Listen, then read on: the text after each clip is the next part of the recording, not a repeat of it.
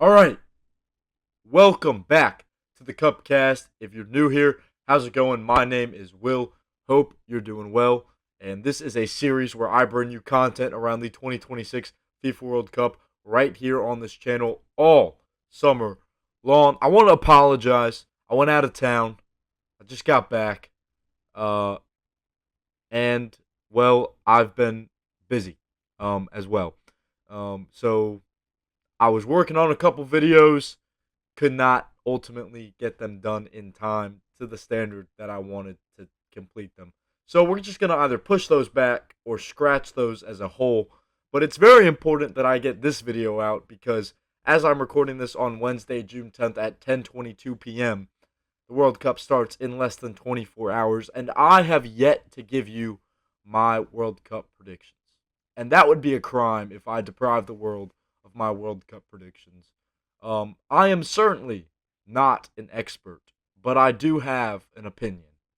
And whether or not that opinion is going to be correct, we will find out. But without further ado, let's just get into my predictions. So I'm going to start by breaking down who I think is going to finish where and what group, and then we're going to reveal the 8 third place finishers and then the knockout stages. Now, knockout stages, take that kind of with a grain of salt. I'll make a new video on the knockout stages when we get to the actual knockout stages with the updated bracket. So yeah, really, if you're going to judge me on anything, judge me on my group stage predictions. Unless I get a perfect bracket, in which case I knew it from the start. I'm a genius. All right, starting off in Group A, I have Mexico topping the group. I've got one of the host nations, finishing first for a couple reasons. The biggest one, I don't think there's a lot of quality. I mean, I think there are some pretty decent teams in Group A, but I think Mexico is the best team in Group A. I also think the fact that they play at home will help them. Um, I also just think it would it would probably get like half their squad killed if they didn't finish or at least progress. So I think they'll finish first in Group A. Got South Korea in second. I did debate whether I should put Czech Republic in second, but I ultimately went with South Korea because of the experience they have in the World Cup. I mean, I think they're I think they're about on par, but I think South Korea's probably got a bit stronger defense, and I think they have more options off the bench, in my opinion. So that's why I got South Korea over Czech Republic. Czech Republic does come in at third, and I think South Africa finishes in last in Group A. All right, moving on to Group B, we have our second host nation in Group B, Canada. Unlike Mexico, I do not think Canada tops Group B. I think Switzerland does.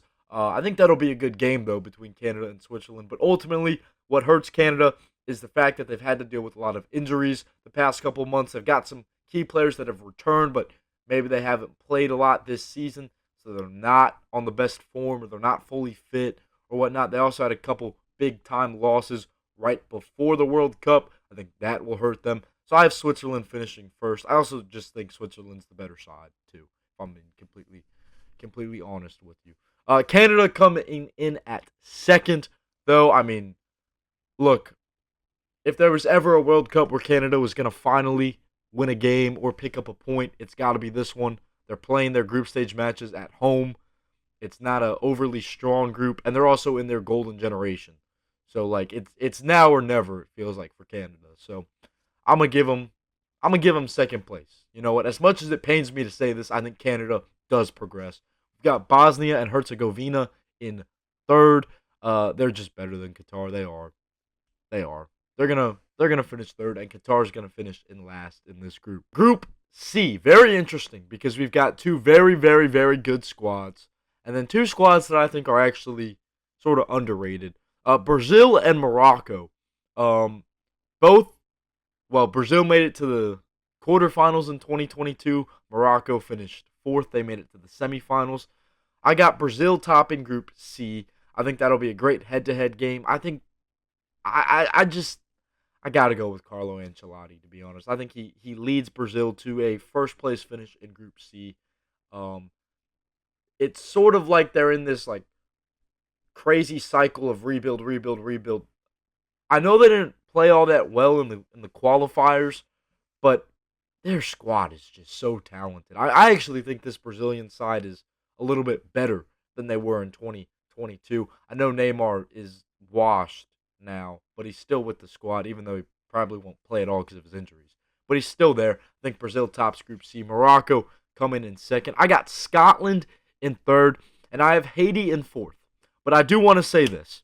I think Haiti is a cycle away from potentially causing some chaos in the World Cup. I think Haiti's got a lot more talent than people think they do. I think they're a lot better than people think they are. I think they could surprise some people. I just think it's unfortunate that they have to play two of the best nations in the world and then Scotland, who is hungry to progress out of a group stage. I think it's unfortunate for them. And if they were in a different group, I could see them potentially making it out, but I don't see it happening this summer. All right, Group D, you may notice I do have the United States topping this group, and you may say, Will, what the hell? This is clear bias. Why? Well, I'm going to be real. As long as we progress, I don't care if we top the group or not. As long as we progress. But I will say this. Given how much money we're paying Mauricio Pochettino, given how much, well, we've improved, how many players we have playing in the top leagues in the country, or in the world, excuse me, the fact that we're a host nation in the World Cup, I mean, like, we should top the group. And I know everyone's going to sit here and say, oh, Turkey, they're a much better side than the United States. You may think that, but I actually think the United States is a better roster as a whole. I just think Turkey could score against our aging, terrible mid defense. But you know what? I still got the United States topping Group D. That's that patriotism in me. Let's go, USA, baby. Turkey coming in second. I think they might actually win the group. Paraguay in third. Australia in fourth. Another interesting one here, because I went back and forth. I know Paraguay's got some injuries, but Paraguay's really tough to play against. They're really tough to break down. And I think they give Australia a lot of trouble in that sense. I actually think they finish in third because of that result that they pick up over the Socceroos. So yeah, I mean, it's certainly not a group of death. It's kind of hard for me to predict though, because I think all four of these nations are capable of finishing in all four of these spots. Like, if we're being completely honest, I could see a world where Australia wins the group. I could see a world where Paraguay wins. Like, it could go either way. But from an American perspective, obviously the United States are going to top the group. Group E, we've got Germany topping the group. For the first time since their triumph in Brazil, they get out of a group stage. They have yet to do that. They got grouped in Qatar in 2022. They got grouped in Russia in 2018, but not this summer, not in Group E. It is a tough group for the Germans, though. I don't think Ivory Coast or Ecuador are to be messed around with. Now, again, sort of like Haiti, I think Curacao is better than people will give them credit for, myself included. But I've got Germany finishing first. I've got the Ivory Coast coming in second, Ecuador in third, and Curacao in fourth. Ultimately, the main reason why I picked the Ivory Coast in second over Ecuador is the young talent that they have. I think that really helps them out. Also, they won AFCON a couple years ago, so they've kind of got that tournament experience in them, and I think that helps them propel over Ecuador. All right, Group F now.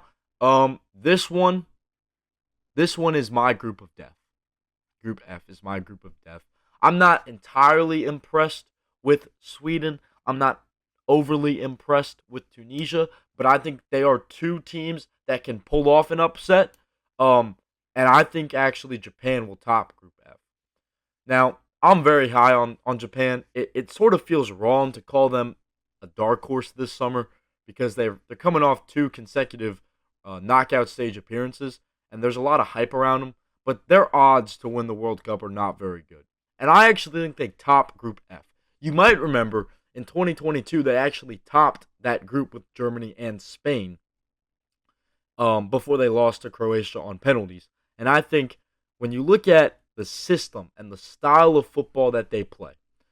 Uh, at any given time, they can switch the play. They overload the wings very well. They can ping balls in over the defense. They can exploit the space in the midfield. And when they attack in numbers. Like, you can often see them have 7 guys in the box waiting for just one to score a goal. And they do all of this, and they maintain a pretty solid defensive shape, right? They're coming off some big results. They just beat England in Wembley. They beat Scotland. They've kept some clean sheets as of late. I don't think Japan has lost a game since like September either. Um, I've got Japan finishing first in Group F. I think they are the best team in the group. I think the Dutch have the best roster, but I think their downfall is Ronald Koeman, their manager. I don't think he's the right man for the job. I personally think he holds them back this summer. Otherwise, I'd have, and they also have a couple of key injuries, like losing Javi Simons. I know he wasn't great for Tottenham this season, but losing him still hurts because he has performed on an international level.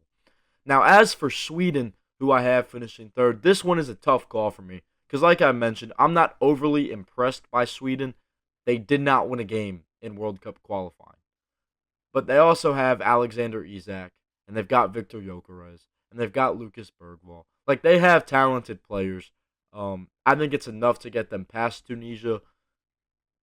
I don't know if it's enough to get them that third place spot, one of those 8 third place spots, but I think it's enough for them to finish third in the group. All right, now we have Group G. This one is one of the weaker groups, in my opinion. I don't think this is a Belgium side that's as strong as they have been the last couple of World Cups, last couple of tournaments, really. But, they did get grouped in 2022. I've got them top in the group. They've got the aging Kevin De Bruyne. They've got an aging Romelu Lukaku, but they still have Thibaut Courtois in between the sticks. They've got a pretty solid defense, in my opinion. Their midfield has talent as well. They also have Jeremy Doku, who I think is a phenomenal left winger.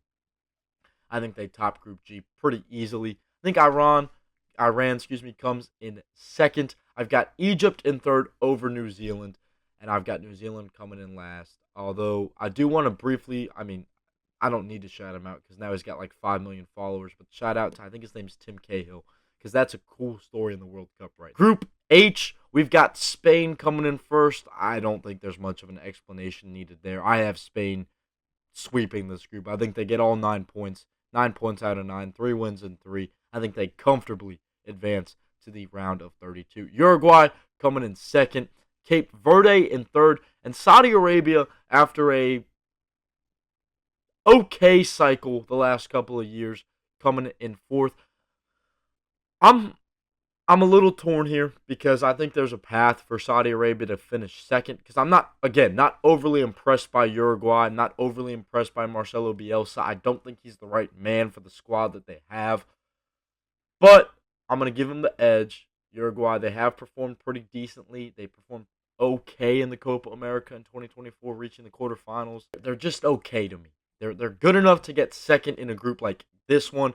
I don't think they're good enough to make a run in the tournament, though. For Cape Verde here, again, I'm not too impressed by Saudi Arabia. I think Cape Verde can pull off an upset or at least pick up 2 points against Saudi Arabia and Uruguay, whereas I don't think Saudi Arabia can get enough points to finish in that third spot. Okay, Group I. Now, if Group F was not your group of death, Group I certainly should be, because you have France, Norway, and Senegal, who are all 3 very, very talented nations. Iraq, you're not. No, you're coming in last. I think Iraq has one of the worst World Cup performances we've seen. It's unfortunate for them because they just got a horrible, horrible draw. You have France, who many people believe is the best nation in the world. You've got Norway with Erling Haaland, Alexander Sorloth, Martin Odegaard. Julian Ryerson, Antonio Nusa, Oscar Bob. Like, Norway is loaded. Then you've got a good Senegal team that is sort of, maybe, kind of coming off an AFCON victory. It's It's a tough group. It could go. I could see Senegal pulling off an upset, coming in second. But I'm going to go with France finishing first, Norway coming in second, Senegal in third, and like I mentioned, Iraq's just, yeah. All right, Group J, we've got the reigning champions Argentina coming in first. Now, luckily for them, the French did break the curse in the World Cup in 2022. They were the first defending champion to actually make it out of the group since, I don't know, but it had been a while. I think it had been since 2002. So, thank you, France, I guess, for breaking that curse. I think Argentina, again, keeps it up. They come in first in Group J. It's Leo Messi's last World Cup. I know he finally got the crown, but this Argentina side is still pretty scary. They got a lot of familiar names to the side that won it in 2022, and then they've got some up and coming newcomers that I think can help them get back to or at least help them make another deep run in this summer's tournament. I've got Austria in second, Algeria in third, and Jordan coming in fourth. Group K. Now, I think this is the best Portuguese side we have seen in years, but I think Roberto Martinez fumbles pretty early on. Now, if you're a European and you don't know what a fumble is, it's like dropping the ball. You just lose possession pretty poorly, and I think he does that early on in Group K. I think Colombia tops the group. Colombia, very dangerous from set pieces. They've got experience. They've got James Rodriguez back in another World Cup. Shout out another Tottenham guy, Davinson Sanchez as well. Luis Diaz of Bayern Munich, almost a Tottenham player at one point. Kind of crazy. I'll shut up about Tottenham. Back to Colombia. But Colombia's got some talent. They've got some good attacking options. As I mentioned, I think they're very good from set pieces. I think they top Group K. I got Portugal in second. The Democratic Republic of Congo coming in third. And Uzbekistan finishing fourth.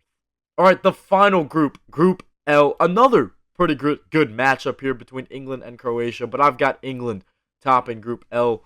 I know Croatia has had their hand in the past couple or recently at least. But this summer, I think England, they've got Harry Kane. I could go on and on about how good Harry Kane is. I do think Thomas Tuchel did make a mistake by limiting them to only one system, because if you look at how they performed in Germany in 2024 in the Euros, Harry Kane was not great for them. But, I mean, Harry Kane's just on some unbelievable form right now.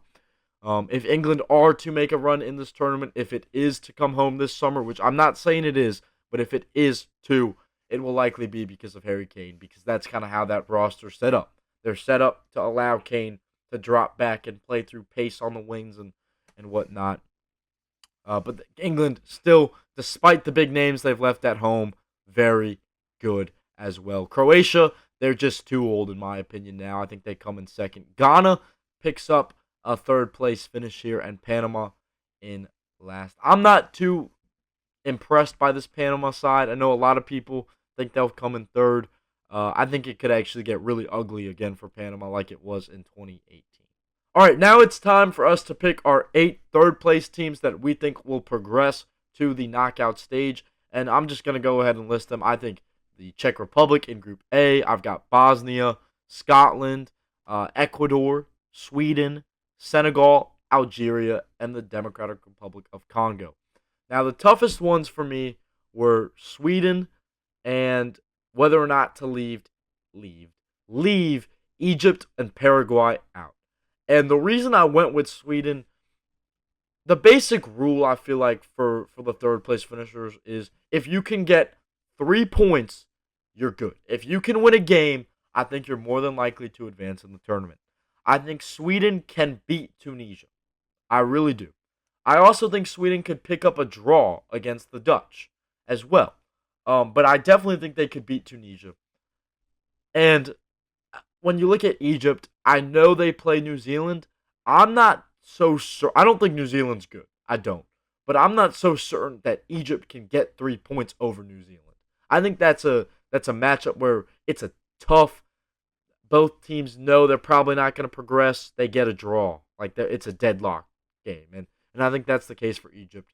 Now, the one team that I think is almost destined to finish if they are to come in third, I think a team from Group I, like I mentioned, whether it's France, Norway, or Senegal, I think they all beat Iraq. I think they all progress. So I'm very comfortable picking Senegal there.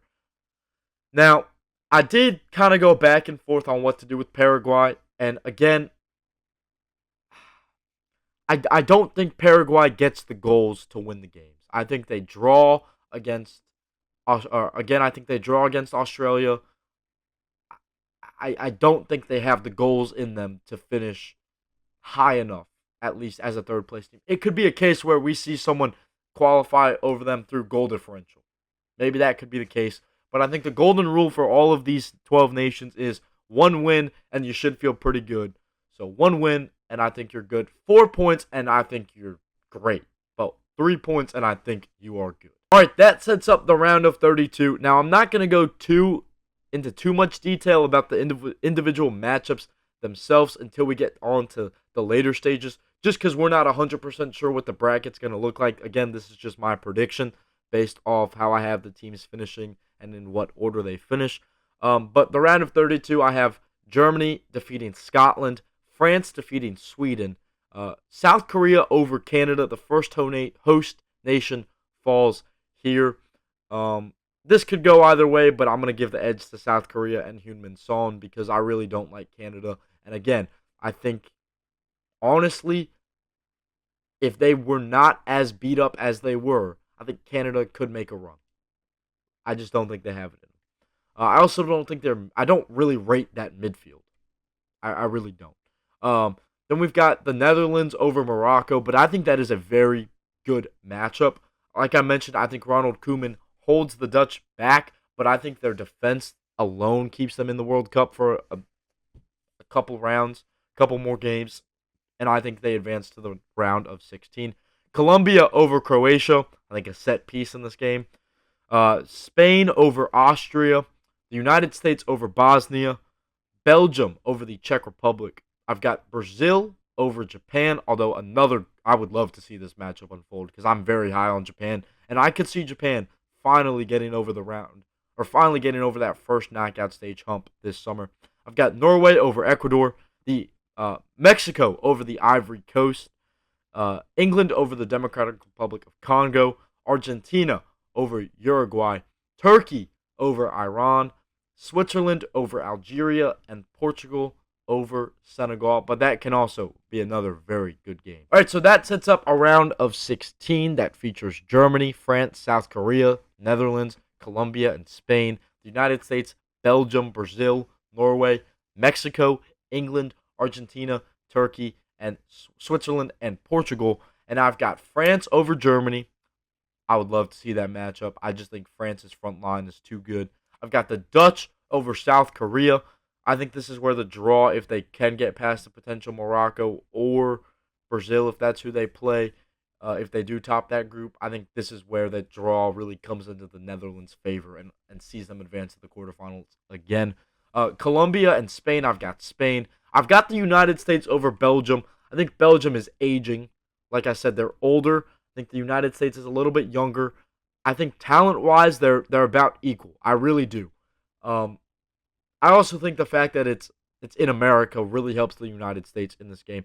People forget just how close that game was in 2014 in the round of 16 between Belgium and the United States. I mean, it was.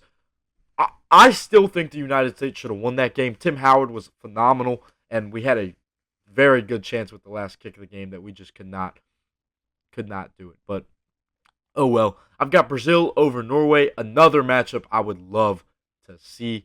Mexico and England, give me England. Argentina over Turkey. Switzerland falls to Portugal, and Portugal, despite having Roberto Martinez, advances to the quarterfinals. Now, in the quarterfinals, I think this is where we see some chaos unfold. Not through upsets or anything like that, just some controversy, maybe some penalty shootouts, some good matchups. But I've got the France over the Dutch. I've got England over Brazil. I've got Spain over the United States, knocking out the last remaining host nation. And I've got Portugal over Argentina. You can hate on me all you want. You can hate on me all you want for that. But this Portuguese side, despite the fact they have Roberto Martinez, is so talented. I mean, it is absurd. The semifinals, the last four, we have France and Spain, England and Portugal. Now, I know this is an all European semifinal and people might not like that. I think this would be a great semifinal. I really do. And I've got France over Spain in what I feel like would be one of the best games we've ever seen. I think that would almost be the real final right there, France and Spain. And I have I have Portugal over England to advance to the final. I don't think it's because of Cristiano Ronaldo. I actually think it's because of how good Portugal's midfield is. That's just me. I think they beat England again. This is where I think the one system setup that Tuchel has selected, when you get to the semifinal, it can really hurt you. I also don't think England have the defenders to win the World Cup. Certainly not to beat France or Spain, and I think it ultimately proves to be their downfall. And so that sets up a World Cup final between France and Portugal, and I think France will win the 2026 World Cup. I don't think this game is too close. I think France are the better side. I think France are the best team in the world. Desiree Doué is phenomenal. Ousmane Dembele is phenomenal. Kylian Mbappe, I know, but he's still a super talented player. France, and I mean, when you look at France's backline, I mean, whoa. So yeah, I've got France winning the World Cup. Not sure I want France to win the World Cup. I sort of felt like it was an easy pick. I went through this a lot, and for the sake of this video, I'm gonna take France over Portugal. When it comes time to actually look at the real knockout stage bracket, it might not be the same. That's all I'm gonna say. But I just think France is the best team in the world. I think they're too strong.